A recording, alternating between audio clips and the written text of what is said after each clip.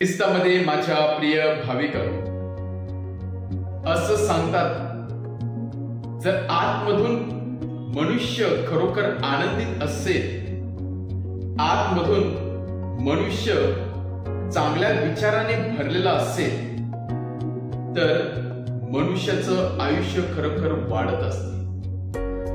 मनुष्याचे आयुष्याचे दिवस वाढत जात असतात आणि मनुष्य नेहमी सुखी समाधानी असतो.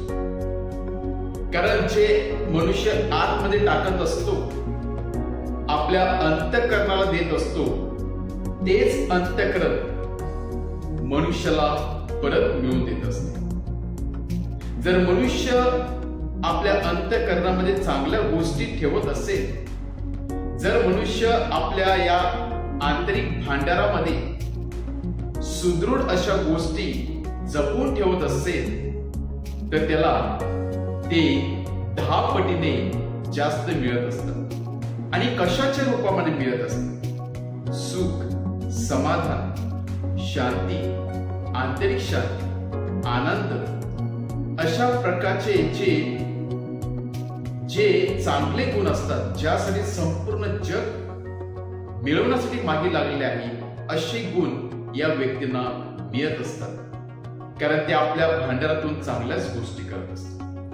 परंतु माणसाचं आंतरिक भांडार जर खराब झालेलं असेल, त्यामध्ये मनुष्य राग ठेवत असेल, द्वेष ठेवत असेल, टीका मत्सर ठेवत असेल, तर तेच त्याला परत मिळत असते. ज्याला आपण कर्मा थिअरी असे म्हणतो. जैसी करणी वैसी भरणी.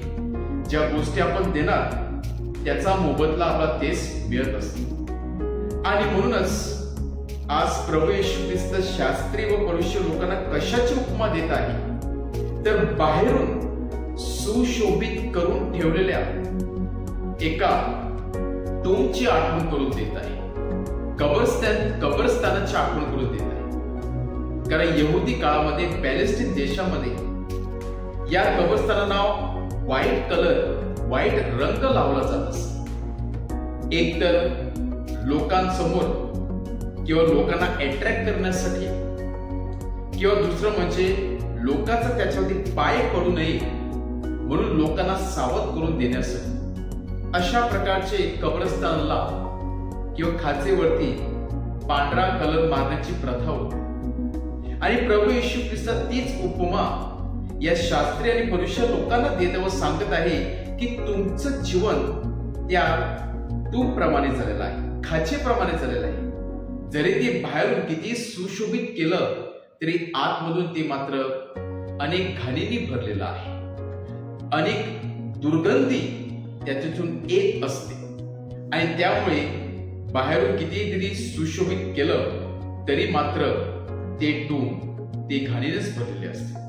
त्याचप्रमाणे मनुष्य बाहेरून कितीही चांगला दाखवण्याचा किंवा आव आणण्याचा प्रयत्न केला, पण जर तो अंतःकरणातून शुद्ध नसेल, जर त्याचा अंतःकरण कमकुवत असेल आणि याचे अवगुण जे सांगितले ते जर भरलेले असतील, तरी देखील त्याचा काहीच फायदा होणार नाही. आणि म्हणून परमेश्वर सर्वप्रथम आपल्या सर्वांना आपल्या आंतरिक परिवर्तनाकडे लक्ष देण्यासाठी पाचारण करते. जोपर्यंत आंतरिक परिवर्तन होणार नाही, तोपर्यंत बाह्य सौंदर्याला काहीच उपयोग होणार नाही.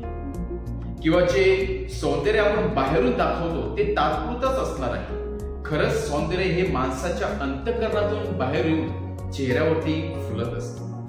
आणि म्हणूनच देऊळ माता आज आपल्या समोर संत ऑगस्टीनचं उदाहरण ठेवत आहे. इतकं वर्ष तो परमेश्वरापासून दूर गेलेला होता, पापाच्या अंधारामध्ये चाचपडत होता.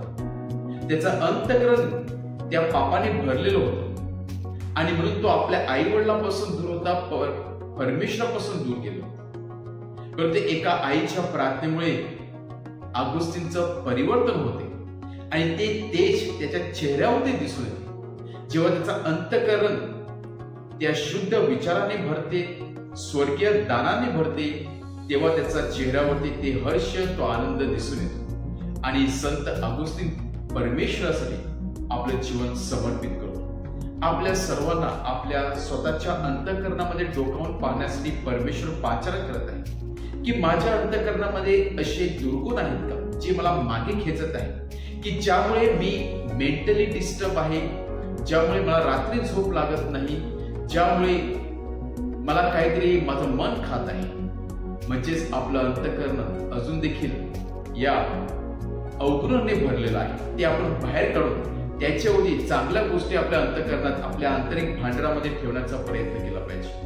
आज परमेश्वराकडून आपण सामर्थ्य मागूया आपलं अंतःकरण शुद्ध करण्यासाठी, परिवर्तन घडवून आणण्यासाठी व आपल्या अंतःकरणामध्ये, आंतरिक भांडारामध्ये चांगल्या गोष्टी जपवून ठेवण्यासाठी. म्हणजेच खरा आनंद, खरी शांती आपल्या चेहऱ्यावरती सतत तेवत राहील. आमेन.